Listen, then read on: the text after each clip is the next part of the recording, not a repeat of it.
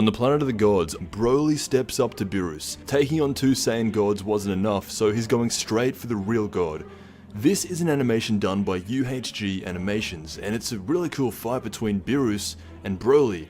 What's interesting though is that in this fight, Beerus goes all out. 100% of his power is needed to compete with Broly, which makes sense, but when Beerus does go 100%, he transforms into this Hakai Shin mode.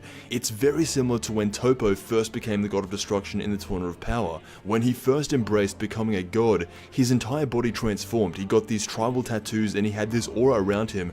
And in this specific fight, it's the same kind of thing. Beerus transforms and he looks completely different, like a raw god. In this depiction, Beerus is 100%. In this form, you see Broly breathing fire, Beerus is Hakaiing his own planet. There is so much going on here that the idea of Beerus having some sort of transformation beyond his regular form, it would make sense because Beerus has never been 100%. And with what's going on in Dragon Ball Super right now, people are starting to think Beerus is getting slowly left behind. You've got guys like Moro, Broly who just showed up and was stronger than everyone. If Beerus stays the exact same, he will get left behind, and that's why I like this animation so much. It puts Broly in his strongest form up against Beerus, and from the start, Broly is winning, but as the fight goes on, Beerus becomes a real god of destruction, shows that real power, that innate god of destruction energy. Beerus has lost full control in this form. He has incinerated Broly and is doing too much damage to the world around him, to the point where Whis looks mad. The look on Whis' face, I've never seen Whis look this mad before in my life. He gets behind Beerus and he knocks him out in this state, showing that even though Beerus has a transformation, Whis is still on another level. This whole animation made me think,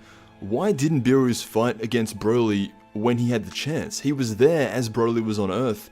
Where was Beerus? As all these new characters get introduced, he is nowhere to be seen. Against Moro, he's back at his home world not noticing. Is he just sleeping? Because if he is, Beerus won't be this pinnacle of power, the strongest god, for much longer. The Broly movie was based around Destiny, Goku, Vegeta, and Broly. Anyone else is pretty much a side character. In short, that's why Beerus didn't fight Broly, because it wasn't his story and the narrative wouldn't have worked, maybe in the future, but not for this movie. For one of the first times ever, a Dragon Ball movie wasn't strictly about Goku, it was about Broly. He was the main focus, and that's why at the end of the movie when he was saved from Gogeta, it felt like a win, because Broly didn't die, and that's going to be a good thing for the future of this world. However, if Beerus did step in, it would have been a complete massacre. When he first showed up, Broly was very weak, not a threat to really anyone. He would have been the last thing on Beerus' mind. However, over time, Broly would get stronger. During his fight with Goku and Vegeta, he got so strong to where nobody could compare. Whis was the only one making it look easy.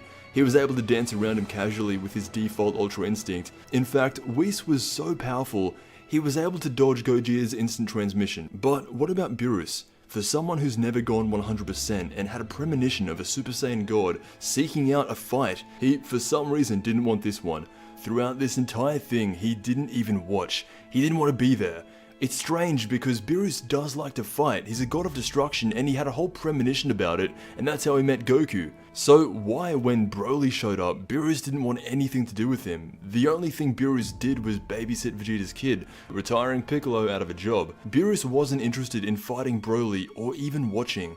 Narratively, the reason for this is because this wasn't a story about Beerus. It's about Broly and the Saiyans. But it's another example of Beerus never going 100%. If all these mortals naturally start becoming stronger than Beerus, what is that gonna say to the other gods of destruction? Clearly, they'll say Beerus isn't fit to be a god anymore. Beerus is relying on what he already has to carry him through these events, and sure, it's working for now, but for the future, it will not keep him as the strongest person in even his own universe. And if Beerus does start training again, hopefully, he will be 100%. Let me know what you think. I want to thank you so much for watching, and I'll see you in the next Dragon Ball video.